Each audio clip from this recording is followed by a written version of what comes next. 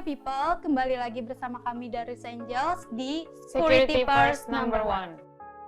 Sama saya Rizka. Saya Melin.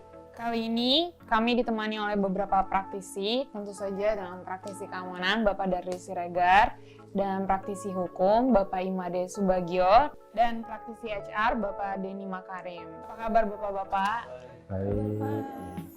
Kali ini saya mulai bertanya kepada Bapak Imade dulu. Boleh ceritakan Pak aktivitas dan kegiatan Bapak di bidang hukum? Baik, terima kasih pada kesempatan yang diberikan. Saya sehari-hari menjalani kehidupan kegiatan kantor hukum. Kantor hukum itu bernama Gusti Dalem Pring. Gusti Dalem Pring ini menangani berbagai masalah hukum yang klien diminta. Namun di balik itu saya juga memiliki kantor hukum yang namanya Lembaga Bantuan Hukum Satpam Indonesia Berkeadilan ya. Nah, sehari-hari kami memang banyak kegiatan mendampingi rekan-rekan satpam yang baik itu yang menghadapi masalah hukum maupun yang memang minta didampingi dalam permasalahan-permasalahan lain. Karena kita juga selain juga mendampingi di dunia pekerjaan mereka, satpam kita juga membantu keluarga-keluarga mereka yang memang menghadapi masalah. Dalam hal ini juga kita mengedepankan penyelesaian secara kekeluargaan. Untuk yang kegiatan pidananya lebih ke arahnya kita ke langkah terakhir. Itu sehari-hari saya seperti itu. Tadi Bapak menjelaskan tentang LBH Satpam ya Pak. Boleh ceritakan sedikit tentang LBH Satpam Pak? Baik, LB Satpam ini sebenarnya sebuah lembaga hukum yang lebih khusus kepada satpam. Ya. Karena latar belakang mendirikan satpam itu sebenarnya adalah belajar dari pengalaman-pengalaman saya di dunia satpam. Satpam ini banyak yang belum memahami bagaimana menjalankan tugas itu yang memahami hukum dalam suatu tempat pekerjaan. Karena satpam ini sangat dekat sekali dengan kejahatan-kejahatan. Kejahatan-kejahatan inilah yang membuat diri saya terbangun untuk itu. Jadi pada prinsipnya adalah kita punya misi untuk mencerdaskan satpam Indonesia untuk agar memahami hukum yang berlaku di Indonesia, terutama pada saat pelaksanaan tugas. Ya, kejahatan kita tidak pernah tahu, perusahaan yang dijaga itu adalah perusahaan-perusahaan besar. Dan ini sangat dekat sekali dengan kejahatan. Nah, maka dari itu kami berangkat dari sana untuk mendirikan ini adalah kegiatan pendampingan hukum baik itu di tempat pekerjaan maupun di keluarganya. Seperti itu. Saya boleh ini enggak? Saya tertarik sekali nih apa yang disampaikan Pak Subagio, izin ya, Rizka sama Melin. Untuk tahu lebih detail, karena saya ini praktisi keamanan nih Pak Bagio, mohon izin. Tentu adik-adik di luar sana juga tidak berharap akan menghadapi masalah hukum gitu ya, karena tadi ada sisi edukasi gitu ya. Bagaimana nih caranya kalau kita berhadapan dengan masalah hukum dengan LBH Satpam? Apakah ada persyaratan-persyaratan tertentu? Dapat berhubungan kemana? Dan apa aja yang bisa dibantu di LBH Satpam? Mohon izin Pak Bagio, saya mohon izin ya. Iya, Terima kasih Pak Darli. Kami melihat satpam ini tentu di Indonesia ini banyak. Kami mendirikan ini, LBH ini berbentuk perkumpulan. Kalau perkumpulan itu berdasarkan undang-undang organisasi kemasyarakatan adalah basisnya anggota. Maka siapapun yang menjadi anggota Lembaga Bantuan Hukum Satpam Indonesia, maka akan mendapat pendampingan secara skala prioritas. Itu kelebihannya. Kita tidak memandang dia dari mana, tetapi dia berprofesi pada satpam dan menjadi keluarga besar kita. Dan ini menjadi prioritas pendampingan. Pendampingan tidak hanya pada saat melaksanakan tugas, tetapi kita akan memberikan edukasi seperti webinar, offline. Ini sebagai bentuk mencerdaskan mereka dalam pelaksanaan pekerjaan, sehingga tidak melanggar hukum gitu. Karena kita juga punya pemikiran bahwa satpam yang profesional, proporsional, ya, dan taat hukum.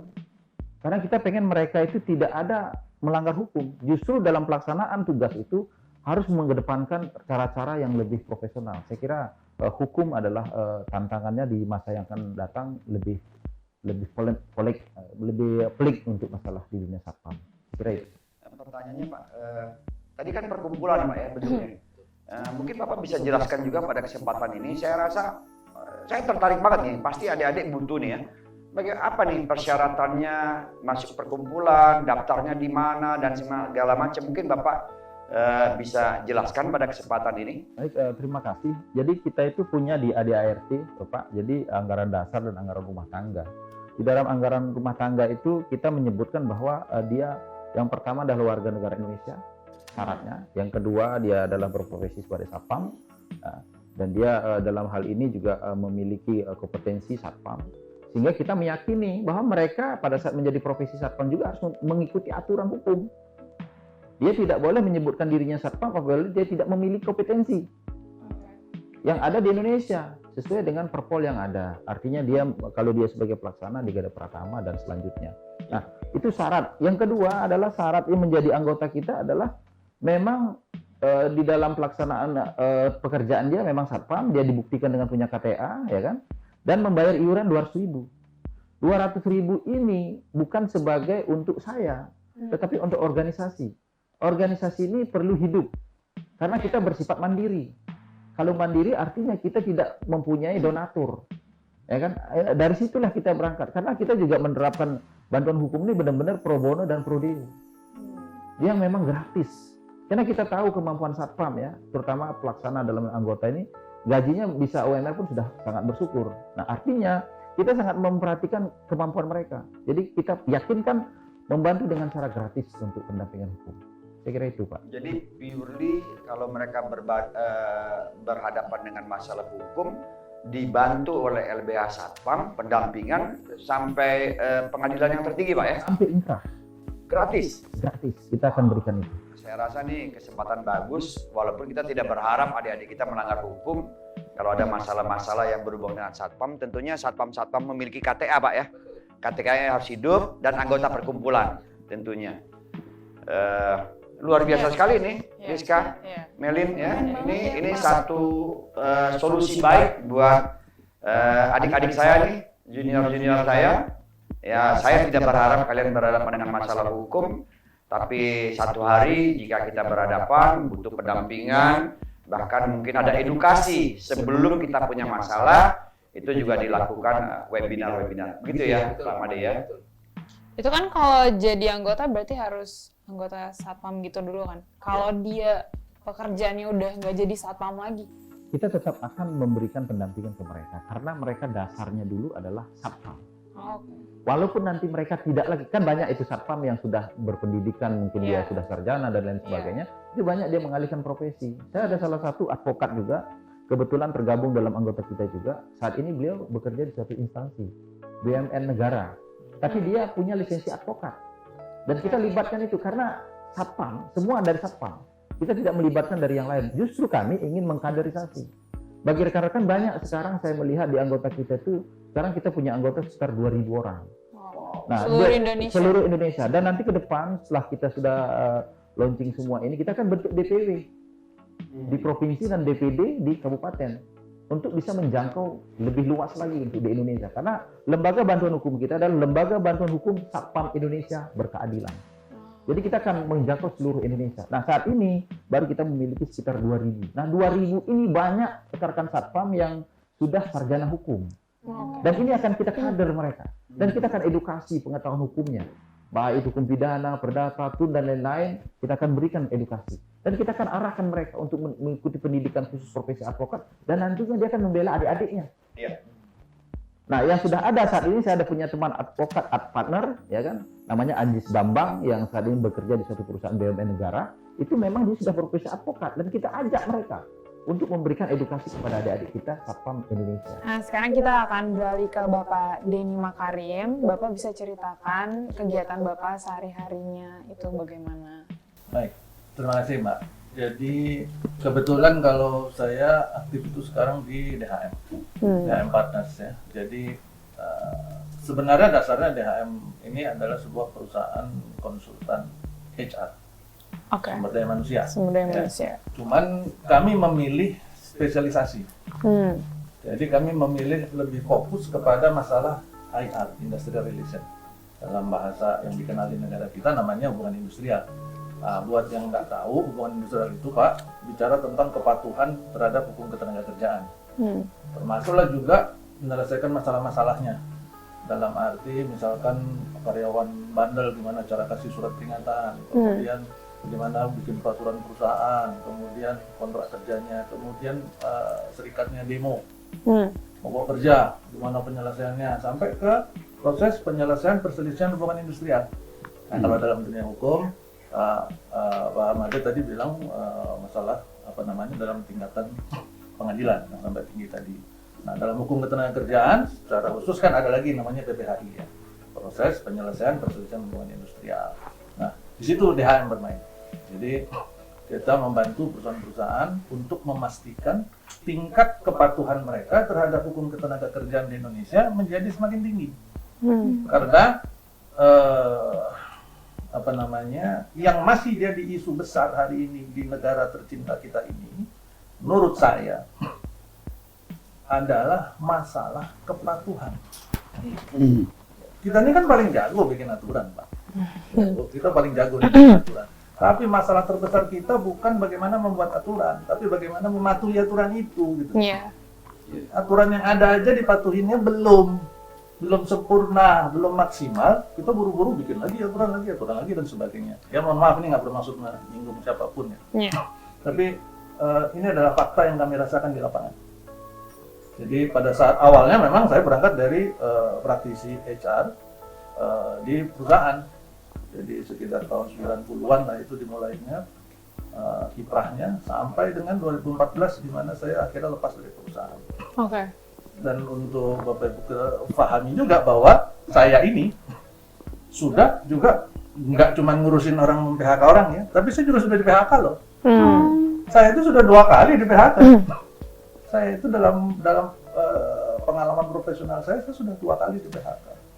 Jadi akhirnya saya bersyukur bahwa pengalaman saya cukup lengkap dalam konteks PHK. Dalam posisi mem-PHK, mengeksekusi, juga dalam posisi dieksekusi. Nah, itu kan? Gitu. Seru juga Pak Den. Harapan ke depannya seperti apa, Pak? Harapan kami di DHM sebenarnya sederhana, Mbak.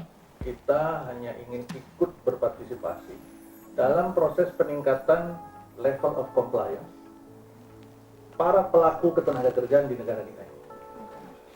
Jadi tingkat kepatuhan itu karena kami melihatnya masih jadi isu besar sebenarnya di negara kita ini. Kalau di dunia kami itu di dunia HR, di dunia sumber daya manusia. Kami di DHM selalu menyoroti bahwa isu sebenarnya HR di Indonesia itu belum sampai kepada tahapan development. Belum nyampe. Belum nyampe. Kita itu sekarang masih berada dalam tataran kepatuhan saja. Hubungan industrial. Apalagi human capital belum nyampe Pak ya? Jauh Pak, jauh. Masih jauh. Kita itu sebenarnya masih jauh kalau kita mau jujur ya. Mohon maaf ini menurut saya. Nggak ada pedoman baku ukuran itu sebenarnya kan. Jadi masing-masing mungkin bisa melihat berdasarkan pengalamannya. Tapi dari pengalaman praktek kami selama ini di DHM, karena di lapangan banyak terlibat langsung dengan penyelesaian masalah, kita melihat isu sebenarnya itu adalah isu kepatuhan. Ini kepatuhan, mohon maaf Pak Denny, ini kepatuhan pemberi kerja dan penerima kerja? Dua-duanya. Dua-duanya? Dua-duanya. Jadi saya tidak bermaksud menyudutkan salah satu pihak. Apakah pemberi kerja atau penerima atau tenaga kerjanya? Enggak. Apakah perusahaan itu pasti jelek semua? Enggak. Banyak kok perusahaan-perusahaan bagus-bagus di luar sana. Tapi juga nggak sedikit, mohon maaf, oknum perusahaan yang bermain curang terhadap karyawan. Demikian juga sebaliknya.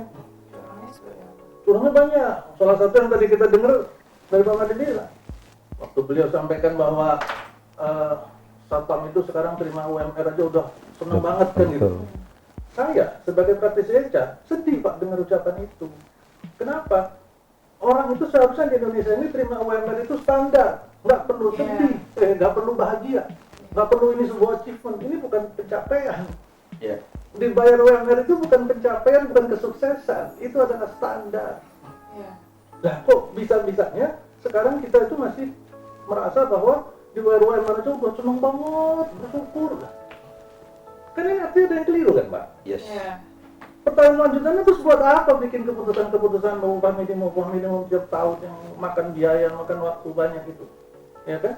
Jadi ini yang jadi isu besar. Jadi kalau tadi bicara tentang development kita belum nyampe, belum Pak. Berapa banyak sih sistem-sistem development yang hebat-hebat yang dianut oleh perusahaan-perusahaan di luar sana, ya, dibandingkan dengan jumlah perusahaan di Indonesia ini, mungkin segelintir sekali. Pertanyaan berikutnya, yang sudah menerapkan itu, berapa banyak yang efektif pelaksanaannya dan ada hasil? Berapa banyak yang ada hasilnya dari penerapan sistem-sistem development yang canggih, mahal, miliaran barangkali, dan kita selalu berkiblat kepada, maaf lagi, berkiblatnya itu selalu kepada dunia barat, ya kan? Ya. Dunia barat dan sekitaran sana itu. Ya. Padahal kita ini ada di Indonesia yang punya aturan sendiri. Saat kita ngomongin tentang employee satisfaction, puasan karyawan, employee engagement, tingkat keterikatan karyawan terhadap perusahaan dia bekerja, kita lihat bahwa ternyata otomatis saya bayar satpam saya masih di bawah UMR. Terus kita bisa tuh bikin report employee satisfaction tinggi. Bagaimana mungkin ini bisa terjadi gitu kan, Pak? Nah itu adalah fakta di lapangan di luar sana yang masih banyak terjadi dan kita nggak bisa pungkiri. Nah disinilah kita bermain di dunia IR, dan memang spesialisasi IR ini adalah spesialisasi atau bidang yang sangat jarang disentuh oleh konsultan-konsultan. Ya, jadi kalau kita cara tentang konsultan HR yang fokus di IR memang masih sangat sedikit gitu. Pak Denny boleh tahu nggak? Maaf ya, saya masih lagi ya. Kalau orang butuh bantuan Pak Denny nih di IR tadi, itu dapat menghubungi Pak Denny di mana? Ada, kebetulan kita kan ada di sosial media ya. Di sosial media itu kalau teman-teman semua, Bapak Ibu mencari sosial media mulai dari TikTok, di YouTube, Facebook, Instagram, Twitter. Teman Twitter mungkin sekarang udah mulai agak dikurangin karena kami nggak melihat lagi itu menjadi sesuatu yang cukup bagus. Itu tinggal cari aja keywordnya DHM Partners. Udah selesai kan, bisa DHM Partners dan nemu. Nah di sana biasanya ada nomor-nomor telepon, nomor WhatsApp dari admin kami, akan bantu. Di beberapa kasus yang permasalahan yang kita bantu, memang sih kalau ditanya apakah lebih banyak perusahaan atau karyawan. Kalau yang kita bantu selama ini memang kebanyakan yang datang itu perusahaan. Tetapi dalam beberapa kasus yang lain kita juga membantu karyawan, Pak. Kami pernah membantu sekitar 250 karyawan di sebuah perusahaan asing, operator yang upahnya masih di bawah UMR. Nggak cuma satu, Seluruh karyawan. itu mungkin sekitar 50% dari karyawan, 250 orang. Ya, di sebuah daerah di negara Wakanda ini. Nah itu kita bantu dia. Jadi ceritanya si kelompok karyawan ini dia sudah pernah dibantu oleh 3 atau 4 kuasa hukum sebelumnya. Cuman pola pendekatannya selalu pendekatan yang konfrontasi, berhadapan-hadapan. Saya bahkan belum mendengar yang pendekatan dilakukan oleh Pak Ahmad. Baik-baik dulu, coba ini bisa nggak perbaiki dan sebagainya, dibantu bahkan bukan perbaiki. Saya bahkan belum melihat itu pada saat itu dengan kuasa-kuasa hukum sebelumnya. Saat mereka datang ke saya, kemudian saya tanya apa yang sudah dilakukan oleh 3 sebelumnya. Saya jelaskan dulu, kita disuruh demo Pak, terus kita disuruh nggak ngerjain kerjaan Pak, harus apa lagi? Kita disuruh, jadi suruh ngelawan aja Bon. Saya bilang kalau itu namanya provokator. Lalu diajak berantem aja, saya bilang gitu. Nah, bukan itu yang harus kita lakukan untuk mencapai hak kita. Ada prosedurnya kalau mau ke sana. Seperti Pak Ahmad lakukan selama ini. Yang kami lakukan pada saat itu pada mereka, mencegah supaya tidak masuk ke ranah hukum. Jadi yang kami lakukan adalah pertama saya minta sama mereka berjanji. Janji ya, kalian masuk kerja tepat waktu. Kalian nggak boleh curi-curi waktu. Kalian kerja harus benar-benar, bahkan harus ngasih masukan-masukan buat perusahaan. Sudah gitu mereka tanya, kapan kami demonya Pak? Enggak, saya nggak nyuruh kalian demo, bahkan saya ngelarang kalian demo, saya bilang gitu. Kalian harus tunjukkan itu ke perusahaan bahwa kalian justru bisa bekerja bagus, produktivitasnya tinggi. Nah, kami ingin tunjukkan sebuah gerakan. Oke, gerakannya yang saya minta upacara. Acara bukan demo ya? Bukan demo, upacara. Kalau mau nyanyikan lagu Indonesia Raya, itu 10 menit sebelum mulai kerja, bukan di jam kerja. Jadi kalian tidak bisa disebut terlambat. Iya. Ya kan? Kita kerja jam 7 nih, dia setengah 7 baca dulu 10 menit, misalnya nyanyi lagu Indonesia Raya, berdoa bersama. Udah, setelah itu kerja semua. Kerja benar, bagus, support perusahaan dan sebagainya. Terus bagaimana kami bisa menunggu hasilnya dari perusahaan? Bilang, saya yang akan datang ke mereka. Bapak lihat nggak? Karyawan yang 250 itu sekarang bagaimana? Cepetan dia, langsung dia. Then, what have you done to my group?